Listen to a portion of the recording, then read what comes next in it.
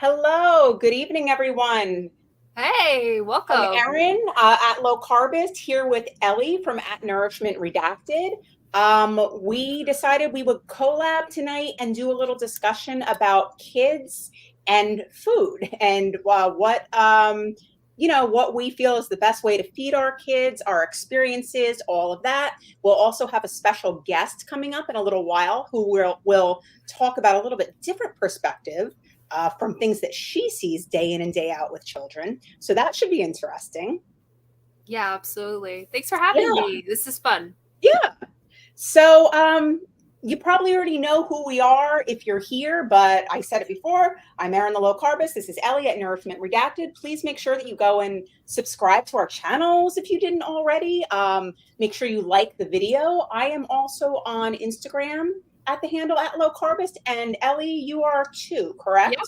Are you at Nourishment Yeah. Redacted As it's as written well? here. Okay, so if you're on Instagram, go over to Instagram, give us a little follow there too. I know as far as my content, it differs a little on Insta. I guess Ellie's is probably the same from what I Similar. remember, similar but a little different. So go over there, subscribe here, hit the like button. It will help us to, grow our channels and continue to be able to do this sort of thing, which is awesome because obviously we have a lot of fun doing it and like doing it. So Yeah, exactly. YouTube is just so funny. I never thought I always had this feeling growing up that I wanted to do YouTube like when I first started, but then yeah, things kept getting in the way and I was like, that's not for me. I'm too introverted or whatever. And then now that I've been on carnivore for almost 200 days, I feel like, which is crazy. yeah, I feel like goes I'm fast. finally able to come out of my shell, think clearly, and share my story, and it seems to be inspiring others. So, Yep. and making friends along the way, that's the best part, in my opinion. Absolutely. Absolutely. And the same thing with me. I would not have been able to do this years ago. And I just hit my, today was my, what was it? 183 days doing the low carb and gluten free thing. So I'm at like 6 months. That's awesome. So, and I'm able to do all this fun stuff because my mind isn't frazzled and anxious anymore. Consumed by sugar, right? Because Yeah, that's something we're that's going to be talking about today. only tiny bits, people, not like what I used to have. Yeah, So, absolutely. So Ellie, obviously, I know that you have kids. You have two kids, right?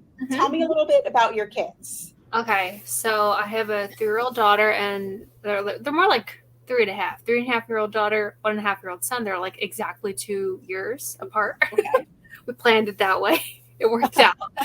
And my daughter eats primarily a meat-based diet. I'd say like 80-90%. Okay. Um, and my son is like 100% meat-based carnivore. Well, no, he's like maybe 95 because he has strawberries every now and then. But for the most part, very high in fatty meat. So we prioritize fat and protein in our house. And I try to, because my daughter, she wasn't born into this. She didn't only Yeah. eat meat.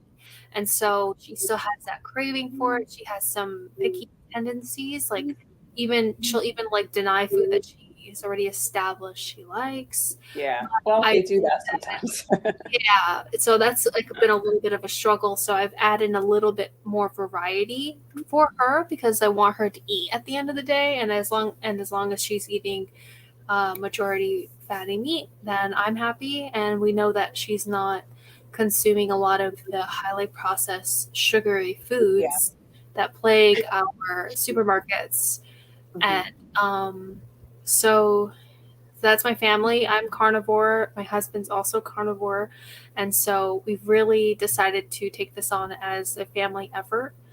And it's been going pretty well so far. They've been about, I think, maybe like 4 months for my daughter. And my son has actually been carnivore longer than me, which is pretty funny. That's So, awesome. yeah, you're probably like, how did that happen? Right? Do you want me to tell you?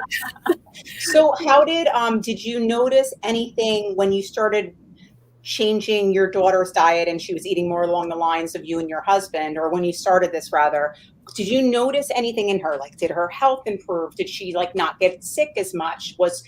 she better behaved? Like, were there any improvements that you saw, either health wise or behavioral wise? Yeah, I think that my daughter has always been on the smaller side. She was Mhm. only like, she was just under 6 pounds, or no, she was like just at 6 pounds, excuse me, when She's she was little. Yeah. born.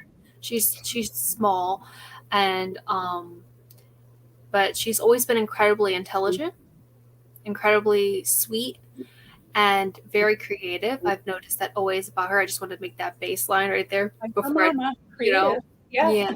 yeah, she's wonderful. And but I noticed that she always tended to focus on like eating more carbohydrates. Even though we were a whole food family before Yeah. doing Yeah. carnivore, we were very whole food, try to get the cleanest ingredients possible. But I noticed that she was always gravitating towards the carbs and the sugar. And I always had this sneaking feeling because of my knowledge with doing keto previously, a couple of years before eventually settling into carnivore this year. Before that, when my daughter was like, 1, 2 years old, I noticed that she would always kind of gravitate towards like sugar if she can get it. She would always want to eat crackers. She would always want, and like an Yeah. oatmeal and fruit. And she didn't even really, she never liked vegetables. She never liked, she had an okay relationship with meat, but she always had very a lot of emotion, Mm-hmm. a lot. And being so intelligent, and I'm not, yeah, like being so intelligent, but not having the emotional, like I'd say like mentally she's like, so mentally she's like 5, Yes. maybe 5, but emotionally she's like a 3-year-old. So I Yes. feel like, Sure, which, yeah. and so that applied back then as well. Yes. And I noticed that after switching her to a low carb, meat heavy diet, the emotional aspect has become much more streamlined. She can actually, like, I remember always having to tell her, please use your words. Don't just scream and cry. Please, I want to hear what you have to say. We all have emotions. Mommy gets sad. Mommy gets angry. But if you don't talk to, I talk to her like she's an adult. Honestly, I don't baby talk them. Yeah. I'm like, you don't speak to me, I can't help you. And I just remember there was like week, 1 week straight when she was much younger, like 1.5, where she literally she couldn't communicate. She was as well because she was younger. She would just scream at the top of her lungs, like so loud that the vibrations, you would feel them in the air, just like everything. And I always think back to that, like she was really struggling, and so that kind of Something was making her struggle. Exactly. It was something that was carried over. And now she's just so awake and alert, and she's able to communicate better. It's just like night and day. Yeah. Absolutely. It's really I great. used to, so obviously my daughter is a lot older than your kid. She's going to be 17 in a couple of weeks. So we get to drive and do all that fun stuff. Wait till you hit that point. But anyway, I did a little bit of, when she was a baby, I breastfed, and then I tried to do like more the organic stuff, but I certainly did not know what I would later find out and like what I know now about food. And I can remember we knew early on that she probably had ADHD. I have it myself, so I kind of was more aware. And she was just always, all kids get upset and they can't quite tell you what's going on, and they throw their temper tantrums and stuff. But for her, it was like almost next level, like the energy and the tantrums. And from the minute that she could crawl and walk, she was climbing everything to the point where I think I've mentioned this to you before, where, we were worried she was going to fall off of things and stuff like that. She would bang her head a lot on the back of the high chair. And, it took me a long time to realize that it was usually happening after she ate, because she was in the high chair. You're noticing those patterns. What was she eating? What was causing her to, why we had to stop her so she wouldn't hurt herself? But what was going on? Did she have a headache? Was something bothering her and she didn't quite understand what was going on and she was acting out? But anyway, by the time she got to the 3rd grade, we had to go for a formal diagnosis because it was starting to affect school. She couldn't do the schoolwork. Homework was like a 3-hour struggle with, and they don't get much homework in the third grade. It's a couple of sheets of paper, right? And she couldn't do it without like the house being like in turmoil and her getting so upset. So we ended up getting a diagnosis through a neurologist. It was pretty straightforward. Like there were no questions asked. Teachers filled out the questionnaires. My husband and I did, and we were there for a short period of time. And she said, absolutely, she has combined type, which is the attention issues as well as the hyperactivity. Okay. So we did not at that point want to put her on medication unless it was absolutely necessary. Like we had already agreed upon that. Not to say that we never would, but at that point we were like, let's see what else we can do. So we started to look into diets, and we started to learn that omega-3s and fish oil might help. We tried that type of thing, made sure she was on good multivitamins. And I had found out about this diet plan. I don't know if anybody in the audience knows about this. Please comment if you do, but it was called the Feingold diet. And it was actually quite controversial. The doctor that developed this back in probably the 60s and 70s was an pediatrician and allergist. And he started to notice, I guess, that certain things in foods were affecting these kids negatively. So the basic premise of the diet, and it's a lot of stuff that we do now with the way we eat, is you avoid any artificial dyes, any artificial sweeteners, any artificial flavors, and also some of the worst preservatives like TBHQ. That's what, when you said TBHQ the one day, I said, we have to do this because you know how bad that is. So poison, literally.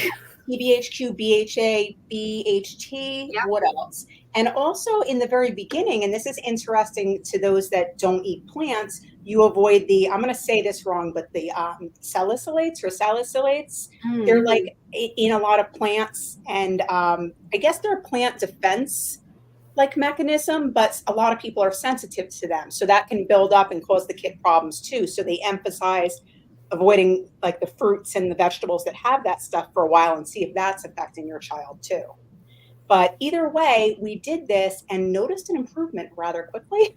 That's And great. mind you, this was not all unprocessed food. Like there were still packaged foods, but you had to avoid like these things.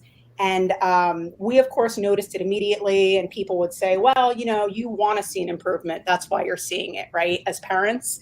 But it didn't take long until like the teachers noticed and stuff like that. Big. That's really big.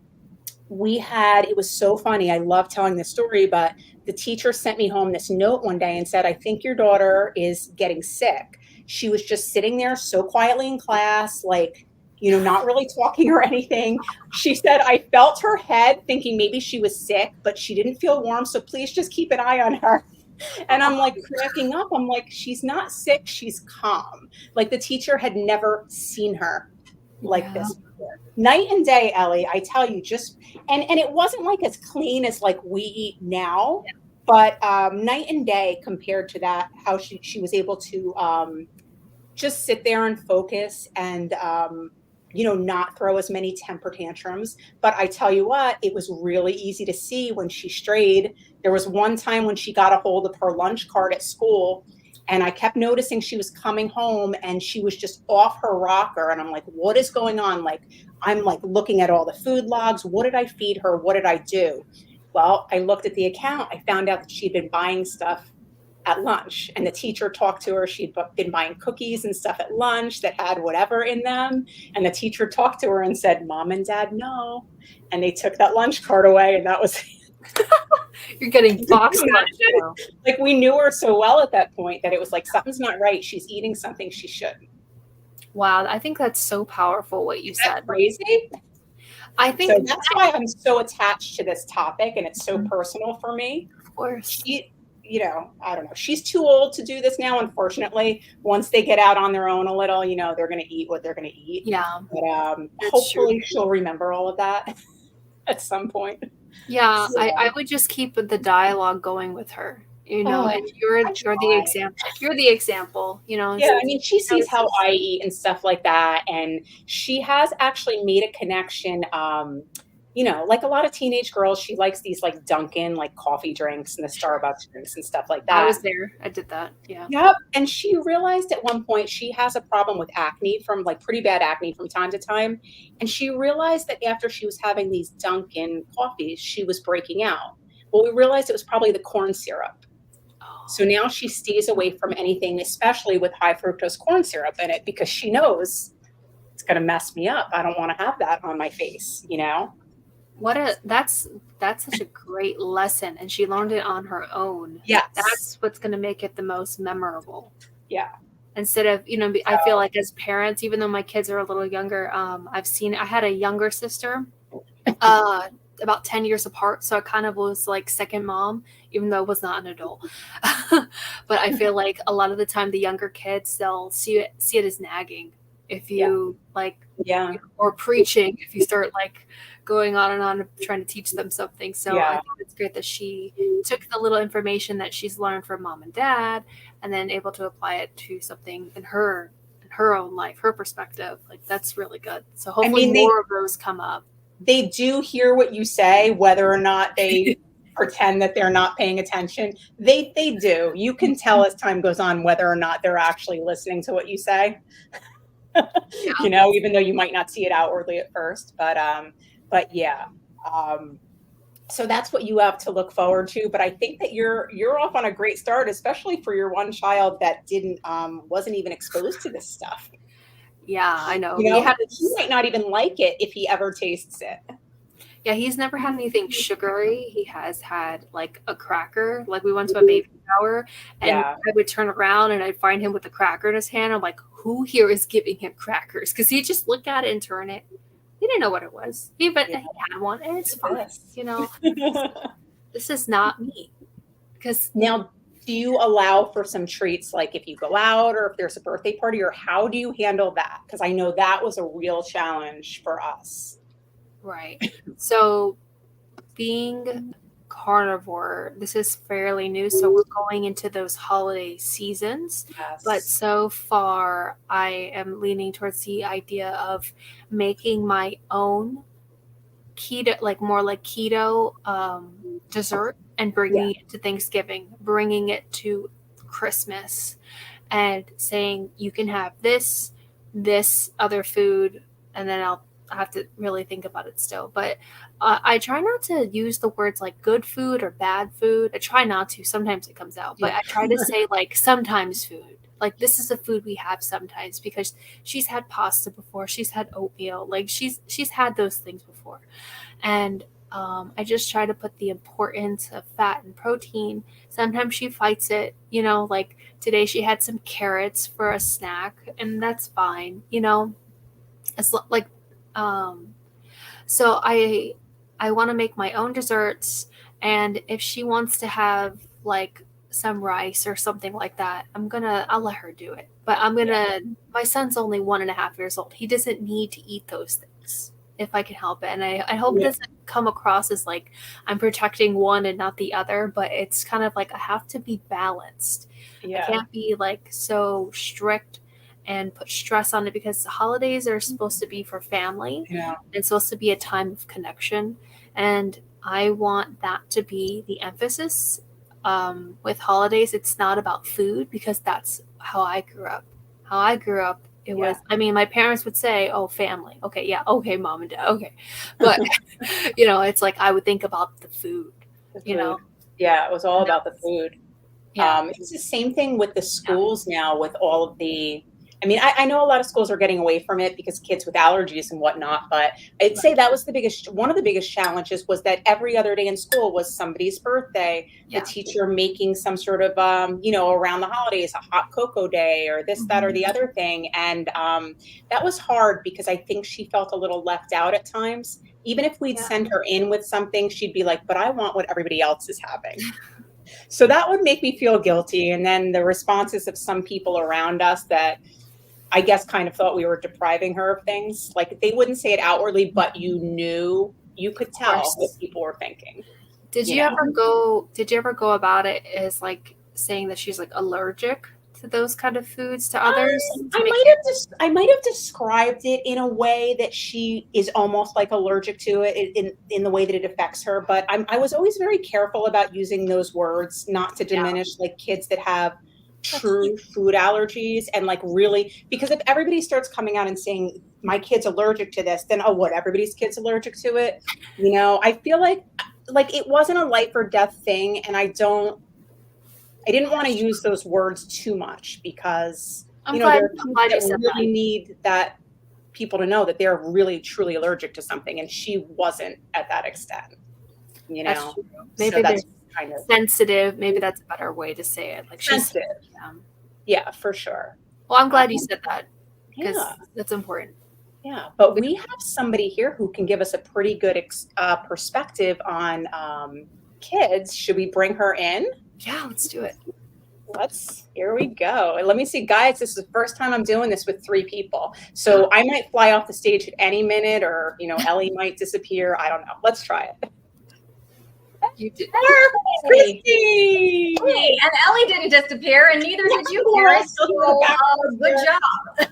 So this here is our resident school teacher with her feelings on this topic. I know you heard everything we just said, so spill. What do you got?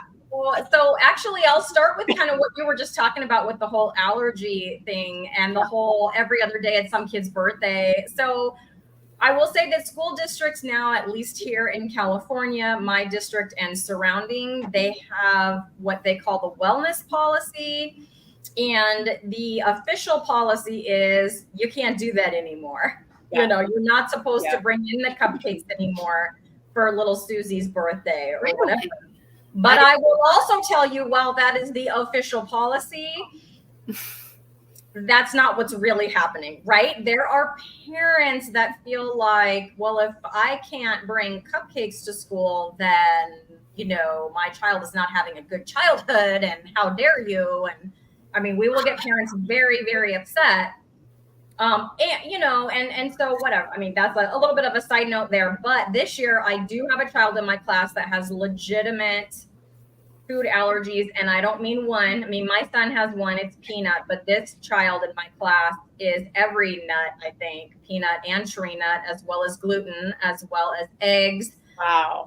As well as, I think there's more, honestly. I don't know. Yeah. Oh my God. Almost everything. Like, he's allergic to everything. And I wish his mom would feed him meat, but she doesn't. She feeds him Lay's potato chips because he's not allergic to potatoes, things like that. And it's just, but I'm the teacher. I'm not the parent. I'm not the doctor, So, what I will say is that it has stopped the constant flow of cupcakes coming through the door and other treats for every holiday under the sun, Valentine's Day and all of that. Yes. You just can't have it, because of the allergy. So that is the one thing that has stopped that flow of sugar in that respect. However, the reason I think you asked me on here was to talk about what the schools themselves are feeding the students, right? So, and what I see from them. Yeah, how are they reacting to what the schools are feeding them? That's like my main question. Oh my gosh. So I will say that when I first started teaching, and I think everyone's familiar with school lunch, right? Everybody has had school lunch. And knows about school lunch. But when I first started, there was a school breakfast, but hardly any kids ate breakfast at school. Like, it was there, but you had to come before school to get it. It did cost, like, you had to pay for breakfast as well as lunch. And so not too many kids participated in breakfast. But recently in my state, and I can't speak for other states because I work in California, but in my state, recently, they have begun serving what they call breakfast after the bell, because every child should have access to a breakfast. And what if they're tardy and then they're not getting their breakfast? Now, I do teach in a socioeconomically disadvantaged area, so I don't necessarily disagree with, I want my students coming to class fed. And if their parents can't afford to feed them, by all means, I have no problem with that. But what I do have a big problem with is that none of the meals, breakfast, or lunch. Like neither one of them is healthy, contains very much protein, and really there's no fat to speak of. It's a lot of sugar in both of them.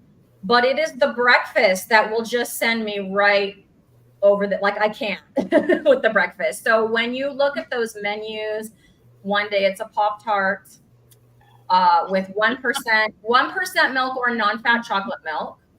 One day it is a bowl of Lucky Charms, again with 1% milk or fat-free chocolate milk. One day it's a honey bun. One day it is a Pillsbury chocolate pastry of some kind, a chocolate pastry from Pillsbury.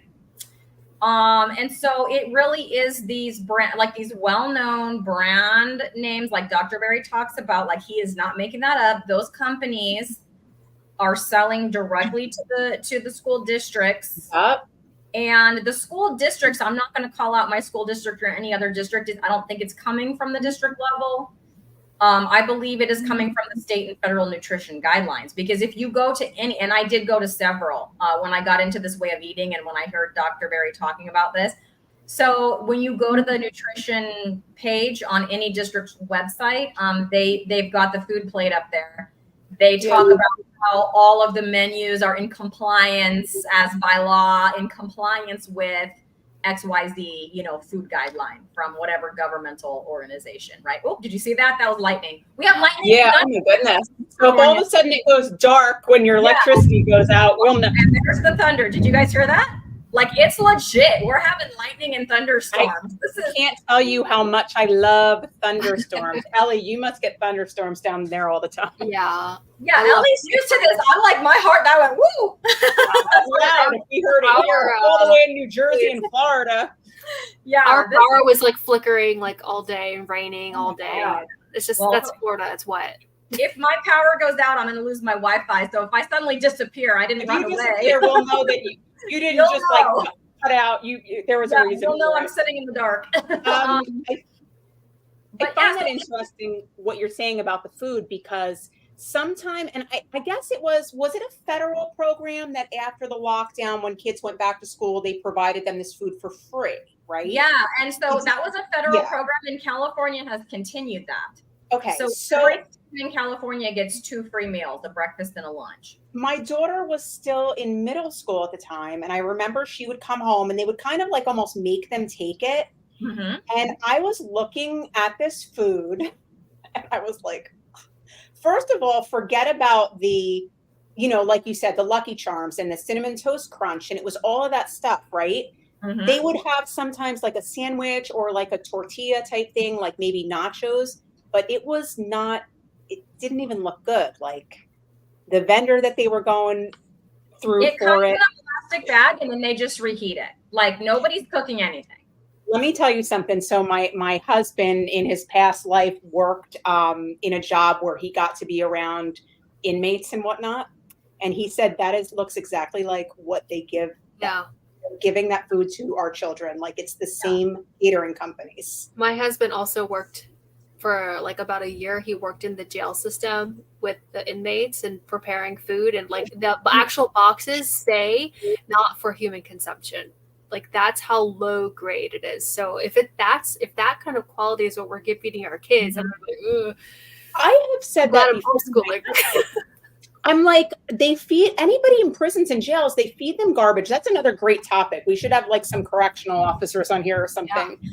But could you imagine if they fed them real healthy food? Like, would the recidivism rates go down? And, like the behavioral issues that are causing some of these problems that land people in jail and prison? Could you imagine? Like I always thought about that. Yeah. So what I notice in my classroom, and who knows how much it's not like we changed nothing but the food. I can tell you the food has changed, and probably some other things have changed too. Parenting styles have changed, and things like that, right? But so it's not a true scientific experiment. But let me just give you an example. So I had to give our school district requires us to do these goals they call SMART goals, and we have to do a pre-test and a post-test, and then there's 6 to 8 weeks in between. But they're short. They're not a whole test. It's really more like a quiz. Okay. So hello, puppy dogs. So it was 4 questions, and I don't mean word problems. You might know I teach math. I just mean 4 simple division problems, 3 digits divided by 1 digit, just the calculations. I'm not talking about so-and-so bought so many blah, blah, blahs and figuring out, it's not a word problem, just 4 problems. After an hour, kids were still not done. Oh. And that's what we see. That's one example, but that happens all the time. So things that used to take, that should have been done in 15 minutes, okay? Things that used to take 15 minutes, they won't be done in an hour. And I'm like, you guys, this is the pre-test. So it's reset, or it's breakfast time. Our breakfast and recess are back to back. It's breakfast and recess time, so submit it. I'm sorry, you had an hour. You're done. Yeah. Well, I only got 2 problems done. Okay, well, submit it. It's really sad, you know? And like you said, you can't blame people. If these kids need to eat, they need to eat. I guess Right. it's better that they're eating that stuff than not eating at all. But So you know what? But If I can add something. So my husband works at a school, and I always hear all these stories about the students. He's not a teacher, but he does IT. And so he's like administration, not a teacher, not in the office, but he sees things. yeah. And sometimes they have him doing lunch duty, and the amount of food that is thrown away. So it's like they're giving them bad choices, and then the choices are not even like properly eaten. So it's like you could think, oh, well, they're just getting their calories. Not really. A lot of kids pick at food Aren't eating the food. and they're not eating the food, and then they just throw it away. And Yeah. that's also a problem. That's And that's why 100% the true. school the food that the school is throwing away that's not getting eaten too, on top of that. All that Yeah. money wasted too on that. I know, Erin, you're not wrong with them almost making the kids take it. So they don't make them take a breakfast, but if they take one item, they can't just take one item. So Yeah, if they take it's- one, they have to take was them all. Well, they didn't want the other 3 items, so they throw them away. You know, and so it's like a box of raisins and a cheese stick go in the trash because they wanted the Lucky Charms. And those are the better things for them out of everything that was there, The probably. cheese stick probably first, and maybe the raisins second. Maybe the you know. raisins, if they're not sweetened and they're just raisins, Yeah. but they're But, still sugar, right? But they eat the Lucky Charms, and then in the trash goes the cheese stick or whatever. Yeah. Yeah, you know what I think is so funny? The difference between, I'm a little younger than you guys, so I remember what it was like. So I went into elementary school in the 90s. That's when I was living in New York, and they always had hot breakfast, and it was eggs, it was a biscuit, and it was sausage.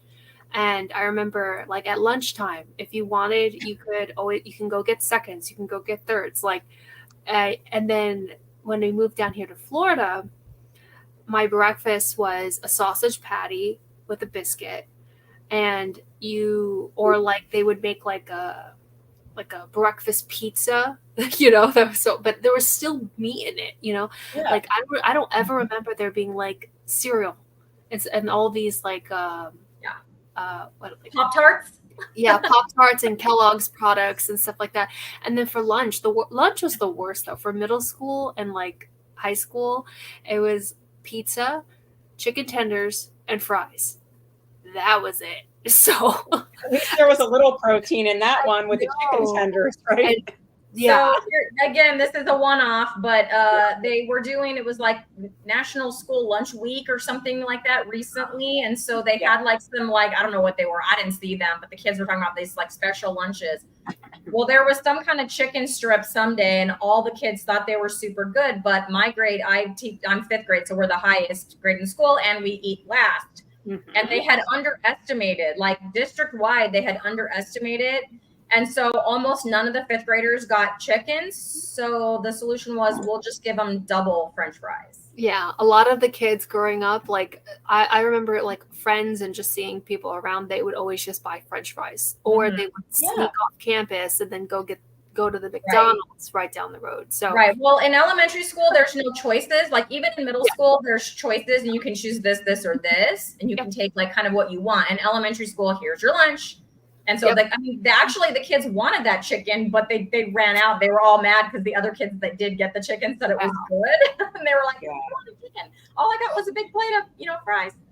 So yeah, stuff like that does happen too. I'm like, great, thanks for putting them all full of simple carbs and sending them back to me for the afternoon. The afternoons are bad enough.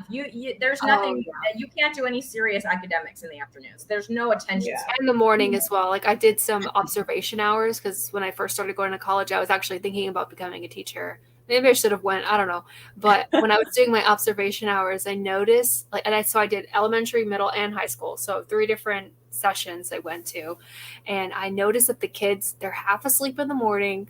And then after lunch, they're bouncing off the walls, yelling and screaming and antic. The middle schoolers were the worst. They were the worst out of all of them.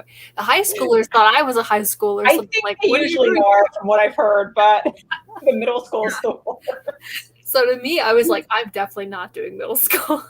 I thought I was thinking more like elementary school, but no, I have one student this year, and every morning he's a very bright student, but he cannot stop yawning. So he's like this all morning. He's like this. I'm not exaggerating. He just puts his arm down, puts his head down. Then if his head does come up, he's trying to stifle the yawn because his parents probably taught him that's rude to just be yawning. But he's like all morning, just like yawning, and at that level. Someone give him a coffee, right? He needs a coffee, Christy. He needs a coffee. I should share my coffee. Here you go, kid. Wake up. That'll perk you right up. I have to say, the one thing though, I talked about those horrible lunches that they were feeding them, that I guess it was pretty much the same across the country, just depending on where you were getting it from. But they do actually have some better choices at my daughter's high school. Like they got a new company. They offer like salad options. I mean, it's not like a steak, but it's, something better than like whatever else they could be eating. Salad options, different sandwiches and wraps. So it's not always like the fried foods, and I would prefer a sandwich, like my pastas kids and stuff like that. So, sometimes she'll make a better choice, like if she knows she's got swimming coming up and, she's kind of watching and stuff like that. Mm-hmm. But it's still not, I mean, even that stuff isn't the best with the dressings and everything that they put into that. So.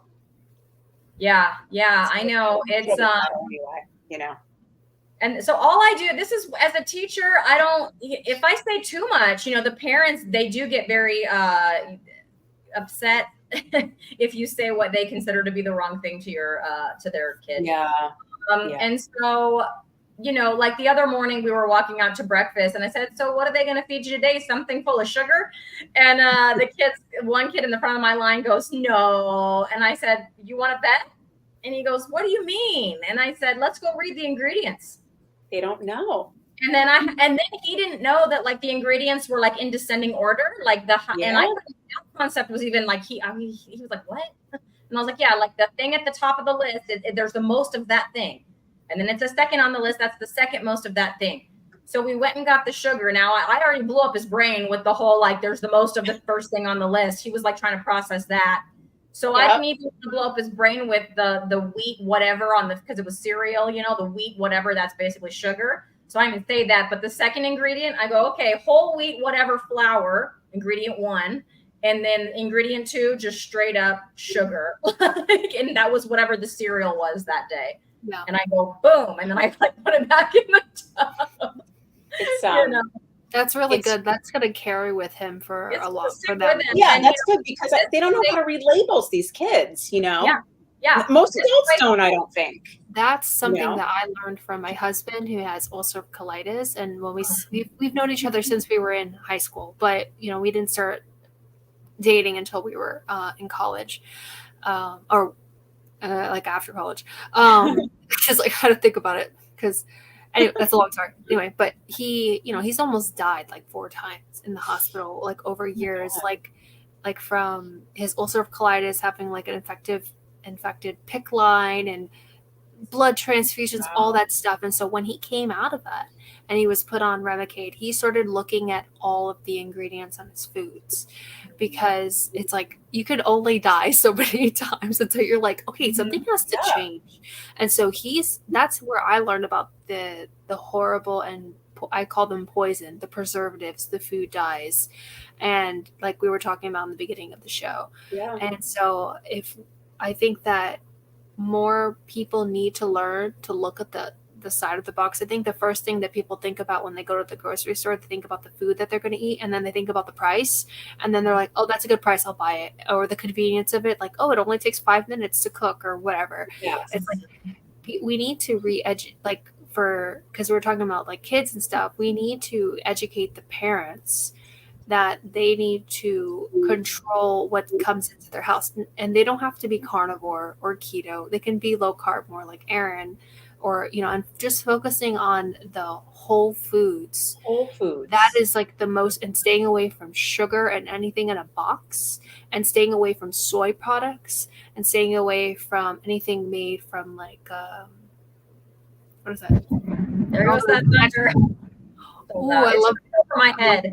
It was lightning and then it was thunder like within a half a second. It's right on top of my house. They're coming for you. Stay safe. Don't touch anything, Christy. Ground yourself. No, I know. I'm in trouble. I'm opening my mouth. Ground yourself. District. Yeah, really. You got your grounding mat on. How dare you talk bad about us? That's one thing that I wanted to touch on too, were the labeling requirements in the country, unfortunately, as well.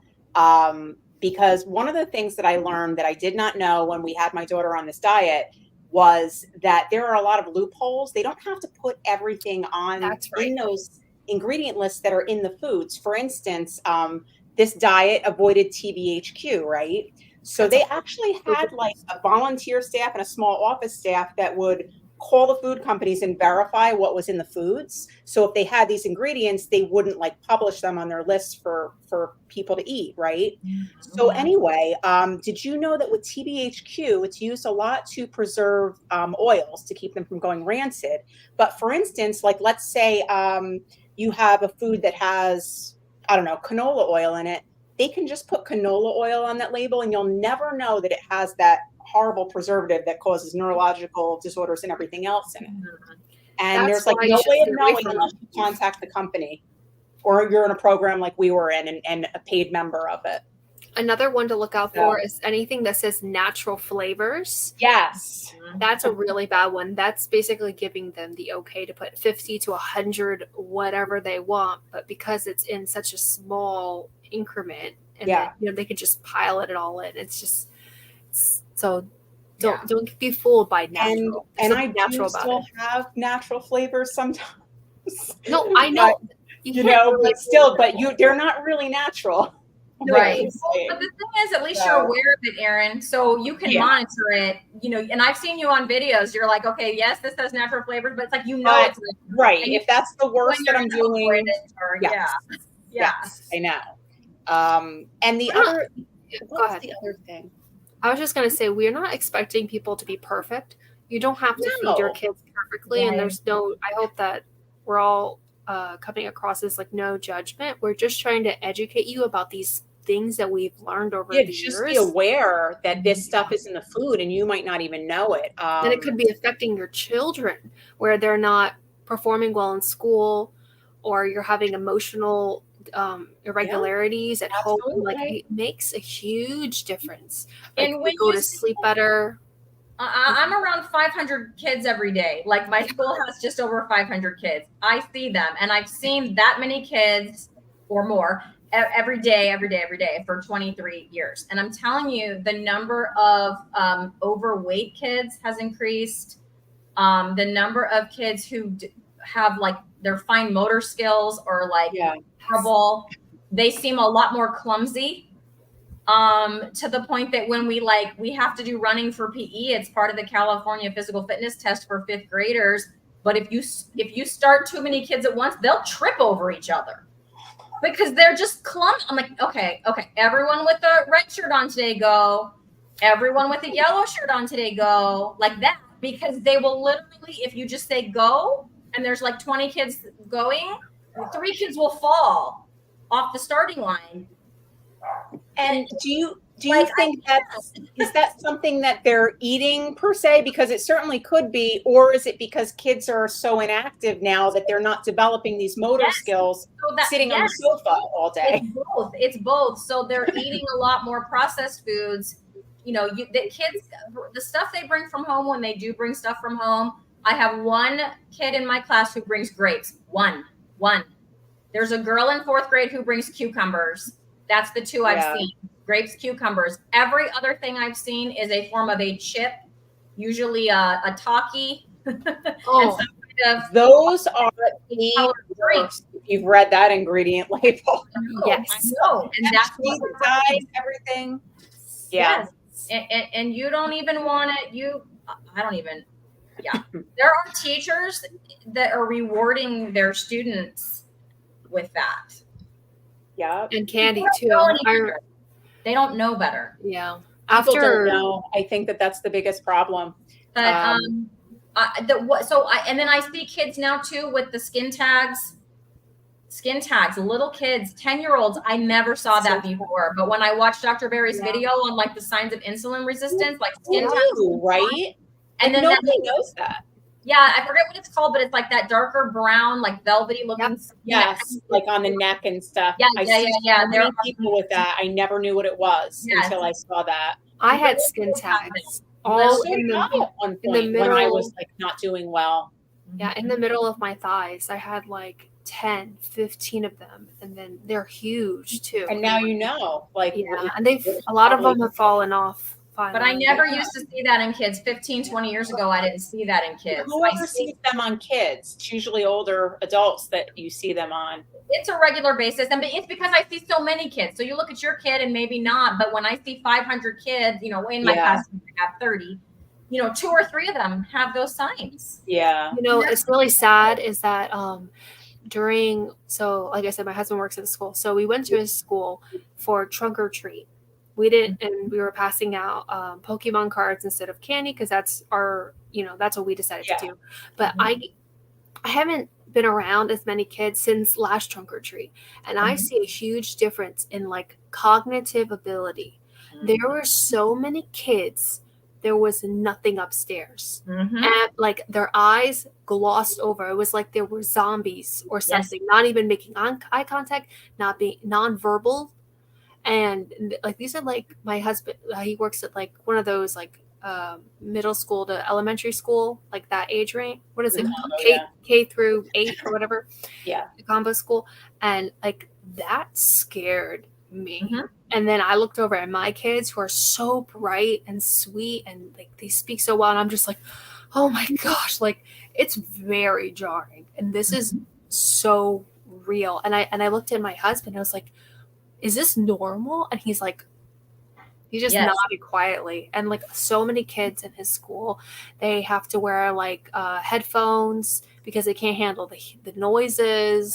A lot of kids, they're just like we were saying earlier, like a lot of neurological, disruptions and stuff like that. And it's just so sad. And I feel like a lot of that could be helped with with diet. Like my godmother, she has her daughter has a lot of what do you call it? What is the correct way to say it? Like she has, like Down syndrome and like a lot of these things. And she actually started doing carnivore because of me. She wanted to lose weight and a lot of medical problems, and she's feeling so much better.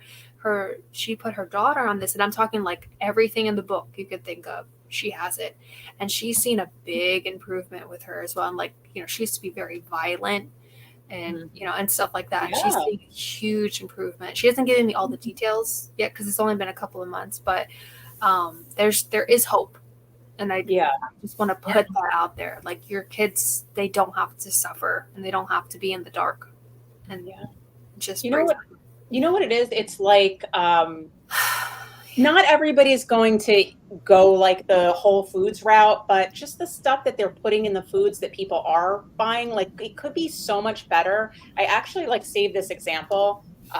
Like, did you know that certain stuff you get here, if you bought it overseas, has completely different ingredients? You might know this, Ellie, with the label reading and stuff too. So just for instance, not that we're eating this, but I took M&Ms as an example. So you have I guess it's the Mars Corporation making them. Yep. If you look at what's in them here, you have all your standard stuff, your milk, chocolate, sugar, lactose, milk, fat, blah, blah, blah. And then there's 1, 2, 3, 4, 5, 6, 7, 8, 9, 10 different artificial food dyes and gum. I don't know if I'm going to say this right. Gum acacia. It's like one of those Acacia. gums that they put in. Mhm. And then you go to the UK version and it's all like, the basic ingredients, all these naturally derived colors, just one artificial color. And there's something else that wasn't even in here. Like they don't put cornstarch in it. They don't have the gum in it. It's just like, I don't want to say a healthier M&M, but you know what I mean. It's Less they're not processed. putting the stuff in the food that they put over here, and it's the same company. There's I a think it's because those governments have more stringent, Yeah. like, And that was the other thing. They make them, I found an article from 2010 where they decided that the European Union said you have to put a warning label on things that have dyes in them so that people, what does it say here? I was just like, they need to do this here. May have an adverse effect on activity and attention in children. It has to include that warning label. They're starting to do that with some restaurants. Like they'll put like a notice outside that these foods could potentially be harmful to you psychologically and stuff like Yeah.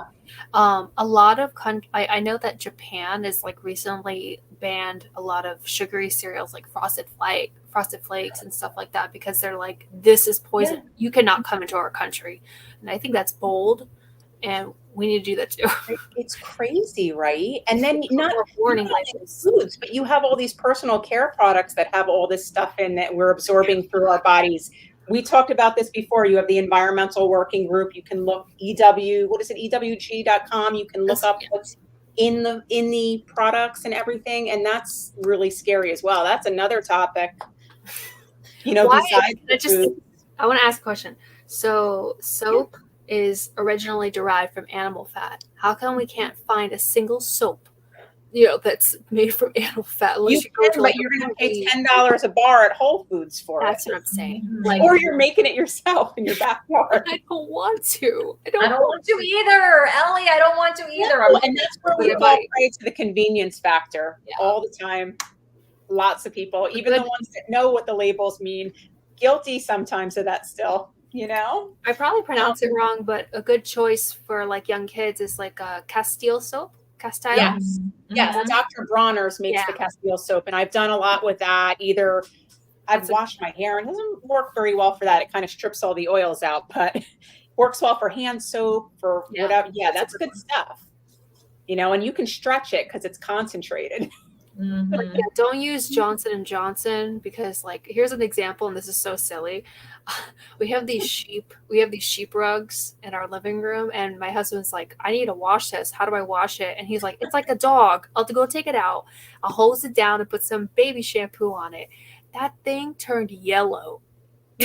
Like it dyed it. Wow. And I was like, what is it doing to my babies? And that's supposed to be sensitive, right? Yeah. Mhm. That's silly. We have some more people that have joined. Let's look at some comments. I see. Let's see who's popped in. We had Nicole here earlier. Rhonda was here. I don't know if she's still here. Greg is here or was here. Becky is here. Becky actually has a comment. She says, wish we had the info we had back then when my son was diagnosed with Asperger's. So we did some dietary changes, but we had no idea how we were poisoning our children. Yeah. Yeah. Becky and I can't wait till we talk on Lioness because her and I have a lot in common. We just like look at what's going on. I feel like she and I have the same personality type. We found out, and it's like we're just constantly thinking about the future and like what we're trying to go. It's like the children, not the children. Sorry. Yeah, that's scary because I don't think people know that this stuff is in our food and our products, and we trust that this is okay. The FDA or the whoever says it's okay, and we're going to give it to our kids and our families. It's another bad one. So like cleaning products, like candles, air fresheners, all of that stuff. Yes, I agree with the candles. I'm cautious with that because I do have a history of asthma, and so does my daughter. So I at least try to get the cleaner version burning ones if I can when I do. And a lot of times I just have the fake ones now. that are battery operated. I have those. But yeah, because I have the ones sometimes, but I have the battery ones too. yeah, because I've walked into people's houses before where they're like all Yankee candled up, and it's like I can't breathe. By the end of the night, I feel like my lungs are. I can't You know even what I walk mean? into a grocery store without going down that aisle, and it's just like, oh, it's intense, man. It's intense. Well, I'm It's glad we scary. all think that. It really is. Does anybody have any questions? I see that David's in the crowd. Who else? Let's see. Hi, ladies. Hope all is well. Just ignore me. Just a fly on the wall. Well, welcome. That's David. He's always super supportive. Thank you, Becky. I can fly anytime. Anybody has any questions? You don't even have to put a Q in front of it because there's not too much, so I'm not going to miss it. Usually we say put a Q so I can find it. Especially for me, I'm gonna have to jump off in about 5 minutes. Yeah. You guys, my son is getting an award, or it's not an award, it's called a diploma, but he's not graduating high school. He's in the FFA, Future Farmers of America. Okay. And at his high school, they allow you to do your science that way. They have a whole barn out there with pigs. wow. And, I think Jealous. sheep and goats. In high school, you have a barn High with school. pigs and goats? And Man, sheep I'm going to and go to this school. feral cats, which is what he's very excited about. The kitty cats running around out there. They also grow different plants. They'll have like a plant sale throughout the year. So anyways, he's in the FFA because it's a kind of a cool way to get your science. So yes, you learn classroom biology stuff, but then you get to go out and learn your biology with real animals. I love that. And so there's 4 different diplomas that you get, I guess, in the FFA. Like I'm new to this. That's I'm probably saying it fantastic. wrong. But he earned the first one, which is called the Green Hand Diploma. So that's tonight. So I have to leave soon. So hopefully it's not going to hail or something. With this weather we're having, I'll probably start hailing in a second. But yes, we're heading over to the high school in a little bit. So watch him get that diploma. So See, Rhonda's still here, but she's driving, so she can't chat. David has a question. Pork belly, been eating this up better than bacon. Have you guys tried this? Yes. Okay, David, can you put in the chat, or one of my ladies here? So I bought some at Walmart because I was like, there's pork belly in Southern California. Like we never see it, but I saw some at Walmart already cut up. Like you're right. It looks kind of like bacon, but it's very thick and it's definitely pork belly. Yeah. But it's already cut into the strips. But I froze it because I didn't know how to cook it. So it's in my freezer. You just cook it like normal. Speaking of that? ingredients, there's All right, nothing in that, which is fantastic. Like bacon sometimes has sugar or whatever. Nothing in that. Pork belly. Good. This is how I make it. This is how I make pork belly. I set my oven to 400 degrees Okay. and I put it in the oven 25 minutes. At the 20-minute mark, you watch it because depending on your oven, might be hot or too hot or whatever. And you just cook it. You just cook it. Okay. You could do it or you could just cut it into little strips and then saute it. It's already in strips, so it can't. No, I mean like small little bite-sized strips, and then you just fry it. They're like as long as bacon, but they're really thick. So yeah, and it's definitely pork belly. Yeah. I noticed that with that, you got to salt the crap out of it because you expect it to be salty. Like you expect it to be salty like bacon, but you're like, it's not.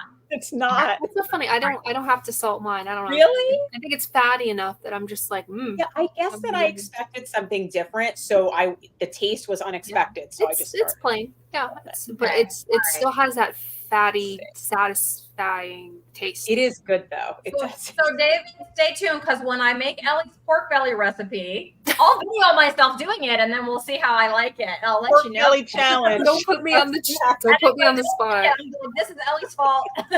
She told me. So Becky says, I used to only buy unscented detergent because where I worked for 10 years was a scent-free environment. I used one of my roommate's Tide Pods and so had to replace it. So bought the same scent and wait, it continues. And now I am suffering every night. Are you suffering from skin or is it breathing? Because I know that those smells, I can't handle like fabric softener. Even if my daughter has a piece of clothing from somebody else, I'm like, like I've had to have people get out of my car before and I've had to get out because it's been so bad. Yeah, you know? my sister is actually allergic to Tide. So her Becky, maybe you're allergic to Tide Pods. Yeah. Don't eat the Tide Pods. Remember that? Yes. Tide Pod challenge. Wow, there. That's what's wrong right there. Mm-hmm. That's not food. Had to reintroduce Claritin, and, Oh, I know roommates are and that's so very cool hard. for I Christy's used to, son. FFA was big at my He's school. killing it. that He's was so killing it. cool. but I know the pain of roommates. I lived with 5 other people with my husband, so that was Oh, fun. It was fun. It was fun because we were poor, man. We all rented like a nice big house, and then we all lived in it. So try imagining 6 people sharing one I refrigerator. think as a younger person, yes, I could not do We weren't that young. We were like 25. Okay, but that's still young. Like, I'm not doing Oh, it in yeah, my it's true. 30s, is what No, I'm no, no, no, saying. no. It's yeah. It was a fun time. David says, yeah, nothing in it, just plain bacon in a giant chunk and cube it, slice it, dice it, or not. A lot of good ways to cook it on Yeah. YouTube. Yep. Becky puts it in her air fryer. Apparently, Christy doesn't have an air fryer. I don't have one either. Christy, all I have is I a don't. slow cooker and Okay, a I have that. gigantic waffle iron that my husband will never get rid of. I don't have that. And that's it. Yeah, I have a slow still- cooker. I have an Instant Pot. I don't have. Okay, I don't have that. I have the, I'm sorry, my daughter's like texting me from swim practice. And everything else. Okay. Yes. So Yes. it's got like the tray, but it's not like the ones that I see everybody have where you kind of have the basket that goes. That probably works better, than what I have. But I have a thing about cooking things in an appliance that has plastic parts. Me I don't too. know. That's just me. So I don't like it. I I get weird when plastic gets heated up. Yeah, I'll never try a sous vide. I don't care what anybody says. You know what? Who was talking about that when I did a live? Is it Carnivore Today? Adam? Yeah. Yeah, he he does was it. talking about doing that with his steaks, and I feel the same way. I'm like, I don't know if I feel comfortable cooking something in plastic. I didn't say I love that, but him I was though. thinking Adam's so cool. Adam was like the second person to interview me, and he stayed on an after we streamed and taught me how to do YouTube, and it was Oh, Awesome. that's so nice. I saw the thing that he So did way back when with Kerry from Homestead Yes, House. that where he was helped talking me. about the That lighting. helped. Yes. And a lot of what I did, I thought from his presentation. Yeah, it was really good. So let's see what else. Put up David's comment about the dentist, and I'll talk about that, and then I'm gonna hop Here, off. read that because I need to text my kid real quick. So Okay, cool. I'll just So be over here David in the says- background. Yeah, I'll take over. It's all good. So Thank David, you. oh, me, I could just talk forever. So I went off to the dentist a couple weeks ago, and he said my gums look fantastic, and asked me if I've been flossing a lot. I said, yeah, I floss every day, many times a day, because I eat so much meat. David is not wrong. So I will say that I went to the dentist too, and my oral dental health has always actually been very good. But I feel like I'm not having to work as hard at it. I will say though that I am in terms of the brushing. But yes, the meat does get stuck. And so I do tend to floss more than I did. But my dentist is like a secret carnivore, you guys. It was Does so he know what cool. you're doing? Did you say Yeah. he knows? Yeah. Okay. Yeah, so he's been my dentist for a long time. He's like, what are you up to? I'm like, well, I started a YouTube channel. He's like, why'd you do that? Well, because I went carnivore. He goes, why'd you do that? He's like, I only eat meat too. And then we got in this big conversation. He was legit like, it's not for any health reasons. He goes, it's not for any health reasons. I just don't like anything else. And he goes, but honestly, I feel like it helps me keep on muscle and all That's this awesome. stuff. And I'm like, you're not wrong, dentist. You're not They wrong. disappeared. I think that she got hit by lightning or something. Yeah. She got hit by lightning and had to go. So her kid must have appeared in the doorway or something. Yeah. But yeah, my dentist is a carnivore. Who knew? And not That's even crazy. for like health reasons. But yeah, he was all for it. I asked him what he thought about the whole jaw development thing. He said he thought that was probably true. Like how they say like that our jaws are not, because we're not chewing on meat and stuff like we used to. So yeah, we got like a 10-minute conversation. I kept him from his other patients. That new book that I'm reading, that Primal Blueprint book by Mark Sisson, talks about that with the teeth and how it's changed over time because people aren't eating like all the meats and everything, and the jaw's not as wide. And I found that fascinating. Yeah. Very interesting. David says his dentist said his gums were dang sexy. Okay, my dentist did not tell me my gums were sexy. Wait a second. So you win, David. You win. Oh, hold on. There we go. Let everybody see So that. David wins. I forget you can't hit the comments, right? I Only can't. can. No, I'm not in control here. But You know what's been David wins, winner. You know what's been interesting about gums is that I used to actually have receding gums like down here, and it's gotten so much better. And it's just been eating carnivore, so I'm doing the same exact thing. And then like no gingivitis or anything like that. That's been great. So yeah, my hygienist said the same thing, Becky. My hygienist was like, "Well, there's nothing really to scrape off here, but I got to do my due diligence and nothing really to do, but let me poke around in your mouth for a while," you know? So yeah. That's awesome. Yeah, I used to bleed every time I brushed my teeth, and now there's like hardly anything, if any. Yeah.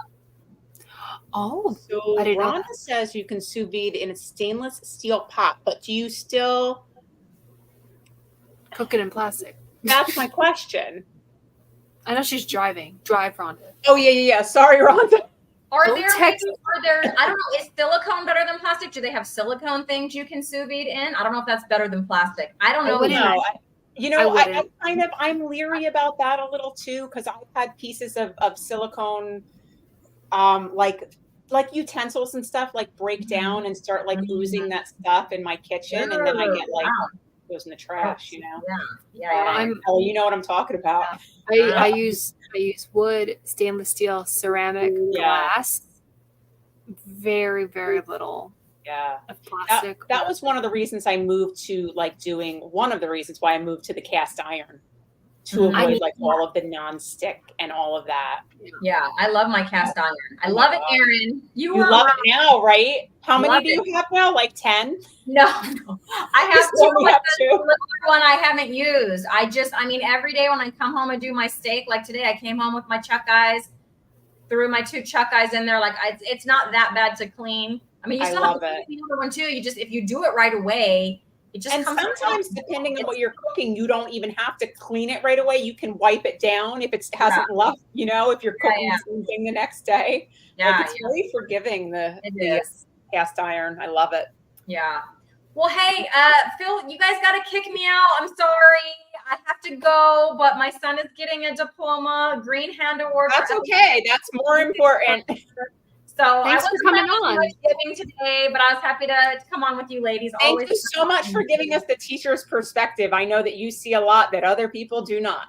Yeah, it's an interesting bird's eye view that I have that a lot of people don't get. Absolutely. Well, enjoy your the ceremony, and we'll see you next time. All right, thanks, ladies, and everyone too. Bye. Talk to you soon. Bye. Okay, good. I didn't make us disappear too. So let's see what I am missing. You're doing pretty good. We were talking to Becky earlier about what the problem was after the Tide Pods. Or the Tide Pods. Allergies, post-nasal drip so bad causing coughing. So I guess they do have a scent as well. That laundry scent can be horrible. Yeah, I don't like to smell like nothing. Yeah, me too. Unscented, and then I don't even like dryer sheets. I'm sure you've looked up about dryer sheets. You know all about dryer sheets, right? Do you know the term crunchy? Have you ever heard that term before? Crunchy, like a crunchy person, like granola wearing Birkenstock and all of that. Yeah. Modern hippie. Yeah. Are you crunchy? I don't know. I was going to ask you. Crunchy. I wear my Birkenstocks all year. Well, they're known for eating barefoot whole food and staying away from So do you think you're crunchy? Yeah, I would say I'm probably pretty crunchy by other people's standards. I think I am too. And I'm not putting it down. There's actually because I do like natural things and just some of the stuff I want to homeschool my kids and I can't do that, but unfortunately I wouldn't be able to do that. But I don't know if I can do it. I might be horrible at it. I have no idea. So you have to see. The worst case scenario, just send them back. Oh, what are we missing over here? Okay, so we talked about David's sexy teeth. So I don't have to replay that one. And he also says, but because I'm eating zero carbs, maybe the information is helping my gums a lot. Who knows? Oh yeah. Lack of inflammation. Yeah. Yeah. It is. Yeah. Like I said, my gums bleed a lot less as well, unless I'm like flossing really heavy. Yeah. And apparently Becky has sexy teeth too, because her hygienist loves her gums and lack of plaque. Did you do that on purpose? Are you rhyming? What is going on here? Oh my God. Everybody's awesome. I've never heard of sexy teeth before. This is a new one. So Rhonda says, yes, I use silicone. So I guess that's what she's talking about with the, is it sous vide or sous vide? Do you say the D or is it silent? I would think it's sous vide, but I don't know. I've heard both. That tells you how much I know about that. It's French, right? I don't know how to speak French. Yeah, exactly. Yes. So many reasons not to quit this way of great eating. Yeah. Absolutely. And bye-bye, David. David, Christy, everybody's leaving. That's me. Oh, that's Rhonda good. uses the cotton dryer balls in the dryer. Or Yeah. wool as well. Like their wool ones are cotton, right? Yeah. I've heard of doing the tennis balls too. Now that basically eliminates the static electricity, correct? And makes things a little softer. I never knew the reasoning why. I just knew that was a thing people did. I don't use them personally.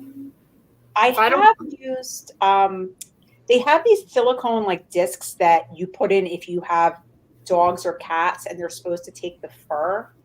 Oh, that's nice. And I mean, there was some of it on, but it didn't work that well. But they make like these dryer balls that do that as well. I might have to try that. Yeah, you definitely should. Cat, right? Oh no, that's Christy. Oh, I have children. I had a cat too. Somebody else had a cat that like climbed onto their lap. Nicole has a cat. Nicole has a cat. Okay, I knew somebody else had a cat. Yeah, I just have children. I was like, I'm already wiping too many butts. Okay, I'm not gonna. Well, you don't have to wipe the dogs and cats' butts all the time, although sometimes you do. As a pet owner, I will say sometimes you do. Okay, she went. Yeah, wool dryer balls. I know exactly what you're talking about. That I think I'm gonna have to try to get some of those. Maybe there'll be a Black Friday sale on that stuff, and I'll pick some up on Amazon. I forgot that existed. See, what, Black Friday? Yeah. Forgot because I'm a minimalist, so I try not to buy things unless it's like from the thrift store. I can't. I need to go to the thrift store for some new clothes. I've lost so much weight. It's like, you know what? I did a lot of thrifting with my daughter and stuff when she was younger, but sometimes I found that the price of some of the stuff, like, it's gonna sound bad, like I could get it for the same price at Target, like some of the little kids' clothes, like the $5 pants and stuff. Yeah. And but you're probably getting better stuff. You know what I mean? Mm-hmm. Better brands and stuff that'll hold up better at the thrift store for the same price. Yeah. For my kids, we go to like a secondhand store. It's kind of a little different than a thrift store, but it's like definitely nicer brand clothes for like a reasonable price. Stuff that holds up for sure. But me, I'll just go to the Goodwill or the Salvation Army and just no shape in my cake. I still do that from time to time. All the crunchy ladies live in Oregon, don't they? How crunchy are you, Becky? Yes, it is very crunchy in Oregon, I would say. Oregon. I'm probably saying it wrong. See, I can't talk tonight. Oregon. I don't know. Oregon. There's a YouTuber. She goes by the Crunchy Mom, and she's so funny. She's kind of crunchy in real life, but the character she plays is like very exaggerated. I gotcha. It's hilarious. She makes shorts. And what is it? The Crunchy Mom? Yeah. I'm gonna have to check that out. You'll love it. You'll love it. If you want to laugh, but also be like, oh wait, that's me. Yeah, I would say that I'm a little crunchy for sure. Yeah, just a little bit. But does anybody have any more questions? I just realized we've been doing this for about an hour and 15 minutes already. And Becky says that it's vide in French, so sous vide. I did take several years of French, but I have to say that isn't anything that we ever talked about in high school. That was a little too fancy for us, I think. Oh, okay. Well, now You we know know. what's funny about that is I only used to see that like the restaurants using it and stuff, and now it's funny that people actually have these in their house Yeah, it's doing become more it. mainstream for sure. Yeah, I think things become like viral, and then a lot of these companies start to make ones and then it's that are more affordable. a And home appliance. yeah, that's Go something that figure. everybody has so many small appliances now. It's the thing to do, Yeah. I guess, to make. But they think it's going to make food easier. But I think the less you have, it's actually easier to cook. I know. I loved watching when you did your thing the other day with your purging of stuff in your house after you were following what Dawn from Minimal Mom. Yeah. I have to say I couldn't get rid of a lot of stuff that you did. Like if my drawers only had like 5 things in it, you're so good to be like, well, I don't need 2 of these. You know, it I takes don't know practice. how you did that. Practice. I've been actively decluttering since 2016, and like because I did like the KonMari method. Yes. KonMari, yeah, that's it. KonMari. Yes. I should know You because know what you're talking about. What was her thing?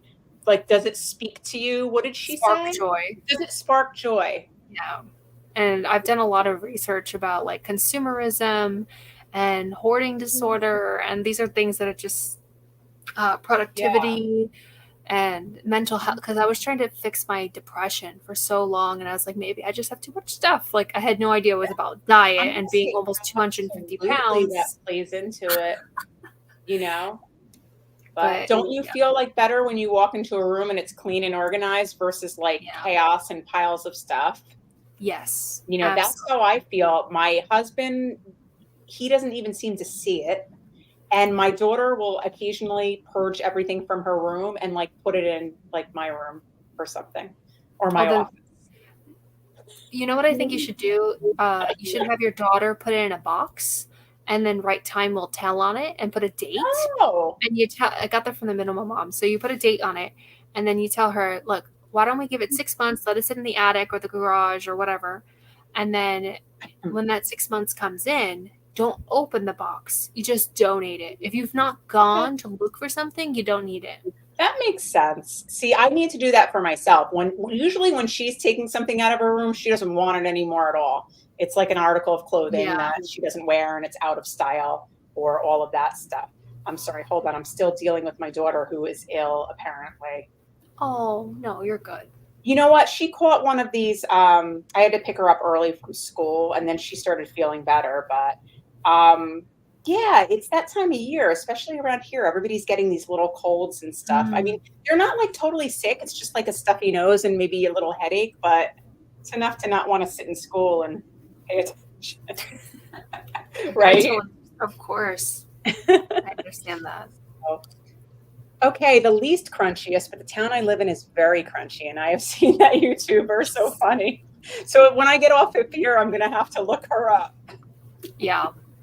She's great. So I don't, and she did is it Yeah. KonMari? KonMari. Isn't that right? Method Yeah. 2?